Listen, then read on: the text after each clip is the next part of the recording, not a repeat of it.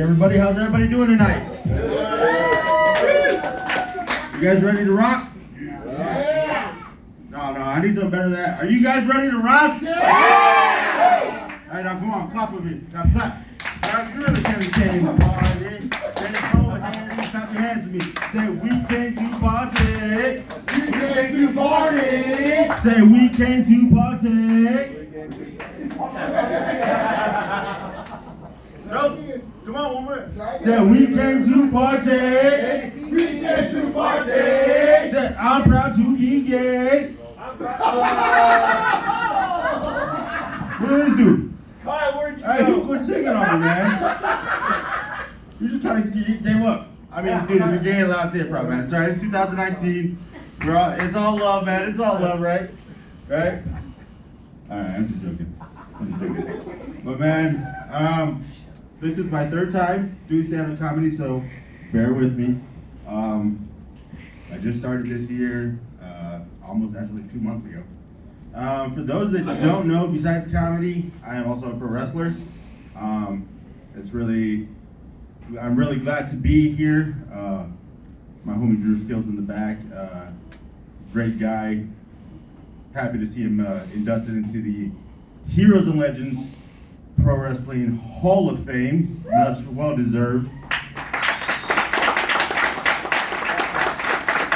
One of the greatest Heroes and Legends champs of all time. I gotta tell you though, quick story. So I just started doing wrestling training 5 years ago. So my very first show was the very first time I had seen Mr. Skills. And I'm not gonna lie, the day before on BET, I was watching The Last Dragon, and I was like, "Is for sure a real wrestler?" And I started thinking, he's whooping on people, and I'm like, "Can someone please get Leroy Green in here right now, please? Thank you." No, but he's a great guy. I've been very proud to share a locker room with him and be on shows with him, so I'm really happy for him. But back to some comedy real quick. So, how many parents in the house tonight? Yeah. So I have a 7-year-old son who is getting into wrestling himself. And it's really weird because I feel like it's so early that I have to have this conversation with him. We're watching AEW, and it was the Battle Royal with the ladies, and it was really well done. There's a female wrestler, Sadie Gibbs, and she came out, ball of fire, looked good, and my 7-year-old, as I'm sitting there on my phone watching it, says, "Ooh, she's hot." And I kind of look over and I'm like, "What did you say?" I said, "She's hot." I'm like, "Oh man, now we're gonna have this talk." And I started thinking, at what age do you have that talk with? At what age do you start letting your kids date? See, because in a Latin household, I don't know how it is for you guys, but in a Latin household, my grandmother told me if I could outlive the Lord, I could start to date. And I just turned 33 this year, so I downloaded Tinder, I downloaded Bumble, I downloaded Plenty of Fish, I downloaded Grindr. Oh, wait. My bad. That last one's a mistake. That last one was a mistake, my bad. We haven't stated pro wrestling. It's not gay if $20 is $20, but a steak dinner is a steak dinner. So, as long as it's good, yeah, that's right. But no, and it's weird because growing up, my son is half Mexican, half white. So, going to her house when I drop him off, there's pamphlets on the fridge, there's the rules, there's the stat sheets, the facts. And it's good that you guys raise the kids that way, if that's what you want. See, I grew up, and it was all examples. You could do something and be like, "Hey, I might get away with this," and your grandmother's like, hey, you're gonna end up like the Tío Lupe. You know where your Tío Lupe's at right now, right? He's on a plane back to Mexico. All right, Grandma, my bad. But no, it's weird because I was taught to raise my kids a little bit better than my parents, but also follow that example. So my mother is a great woman. My dad is a great guy. But the way they raised me was really weird. See, my mother was Catholic. My dad was a Jehovah's Witness. So there was always a constant battle. Christmas, Easter, holidays. Sometimes my mom was just so mad she'd knock him out of the house. And then he'd go ahead and take over what he does every Saturday morning. Janie, let me in. You don't speak English today.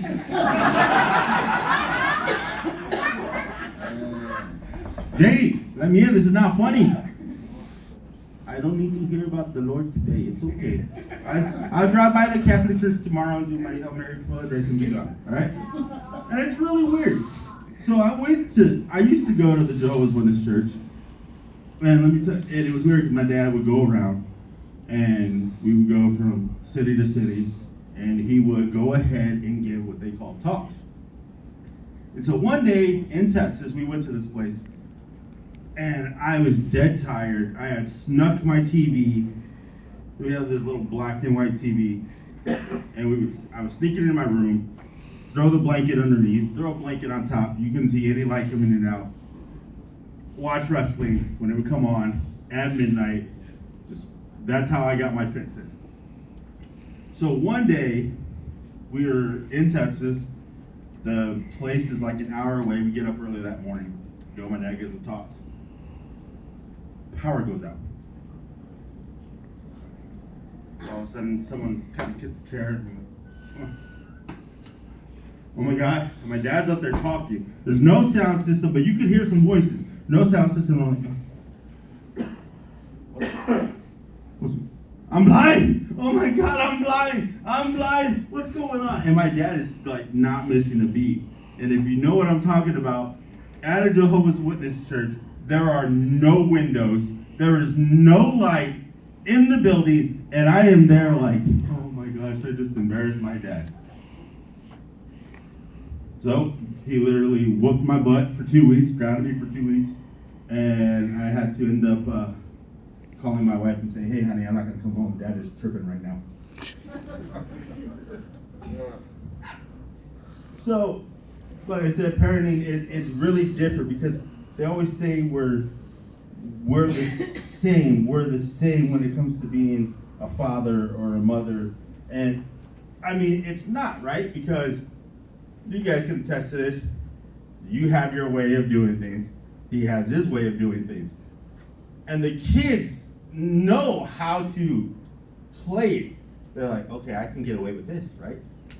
Same way I did it. Okay, I can get away with this. I won't know. So my kid has now realized this because separate houses. He wasn't allowed to watch Thor Ragnarok at his mom's house. So she messages me, says, don't let him watch it. Well, Dad, let him watch it. But only because he literally went over there and my mom was like, Houston, your mama said no. And he walked straight up to her and goes, hey, well, mama don't know, won't hurt. So with that, I mean, I told him he wasn't allowed to watch it and still let him watch it, but I had to like discipline him without saying like, look, man, your mom says one thing, you gotta go with that when you're at mom's house, okay? He goes, all right. But man, being a single dad, it's kind of weird. I get him every other weekend, so just trying to be like a dad while doing everything else I do, it's really weird. So, sorry, getting nervous. No, sorry. All right. Anyways, so back to the whole dating thing. This is where we started talking about it, and women today, I don't get it. See, I come from an old school generation where you can literally walk up to a woman, start talking. Get to know a person, right? Like, that's how we used to do it back in the day, right? Get a number, even if it was that fake number or like the rejection hotline number. I mean, you still went up there and got it, right? And trust me, I dialed that thing several times. I'm not gonna lie, but I shot my shot, all right? But nowadays, it's like, what's it nowadays? It's texting, it's Facebook Messenger, it's dating apps. One lady gave me an email. I spammed her with the virus.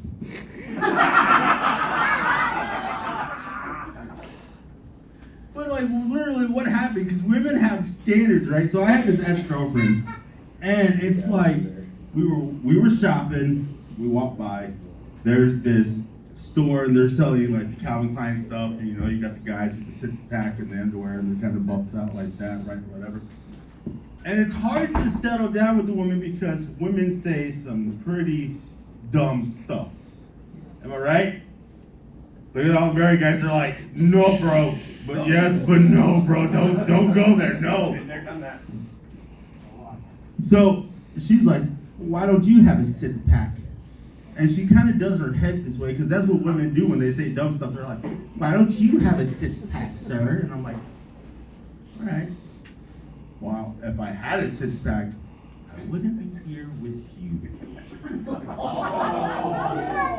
Yes. No. I don't mean it that way. I mean, I love my women. Don't get me wrong. I love me a real woman. Like, I mean, I want my woman to be natural, not no Botox, not no tummy tuck. Give me a woman with some stretch marks, a bullet hole. I don't care. Like, I want my woman to be a healthy eater. Like, literally, like, I want to go in the kitchen at midnight and she's taking the last cookie out the jar. Like that's what I want. Like, seriously. Like, you know what I want? I don't want no Botox in the lips. You know what I want? I'm Mexican. You know what I want? I want some beans. That's what I want. Give me some beans on those lips, okay? Like women, I understand you guys have the viewpoint you want, but let me tell you what happens when you date a guy with a six-pack. You get cheated on, you get left. And you know what happens when you date a guy with a belly? They come home. And you know why they come home? Because we're hungry.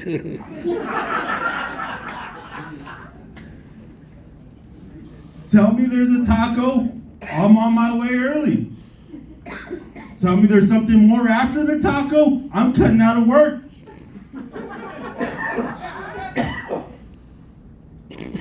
And it's just really crazy. Like, nowadays, that's how it is. But I'll tell you what, I will never, ever put a woman down the way that she was.